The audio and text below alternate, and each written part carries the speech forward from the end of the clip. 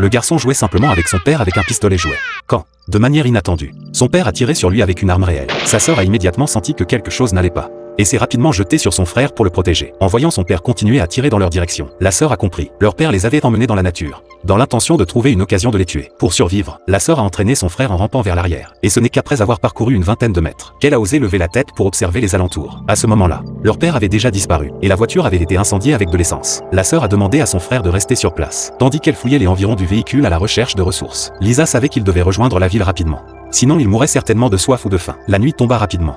Et les deux enfants étaient alors assoiffés au-delà du supportable. Pour préserver leur force, les deux enfants ont décidé de tenter de dormir malgré la soif. Le lendemain, la sœur et son frère se sont remis en route. Pour mieux appréhender la topographie des lieux, la sœur a décidé de grimper au sommet d'une colline, mais a failli tomber durant l'ascension. Une fois arrivés au sommet, ce qu'ils ont découvert les a immédiatement remplis de désespoir. Seules des collines à perte de vue. Aucune trace de la ville. Pire encore, les deux enfants n'avaient pas une seule goutte d'eau. Il leur fallait trouver de l'eau au plus vite. Mais après avoir longtemps marché sans résultat, ils n'ont eu d'autre choix que de faire une pause. Heureusement, la sœur découvrit quelques gouttes dans une boîte de conserve cassée, qu'elle a aussitôt donnée à son frère. Après un bref repos, ils ont repris leur chemin. Au début, le garçon était curieux de tout ce qui l'entourait. Mais dans le désert brûlant, la déshydratation a rapidement eu raison de lui. Après avoir traversé une pente, il s'effondra sur le sol, en voyant son frère épuisé, incapable d'avancer. Lisa rassembla précipitamment leurs provisions éparpillées, et n'a cessé de l'encourager à continuer. Mais après 3 jours sans manger, le garçon était totalement à bout de force. Lisa n'a eu d'autre choix que de le porter sur son dos. Après une durée indéterminée de marche, Lisa a aperçu une zone de végétation au loin. Au début, elle a cru à une illusion, mais lorsque son frère a également confirmé la présence de plantes, ils s'en sont approchés. À leur grande surprise, l'endroit regorgeait d'eau, et les arbres étaient chargés de fruits sauvages. Le garçon a bu quelques gorgées, puis ramassé un fruit tombé dans l'eau.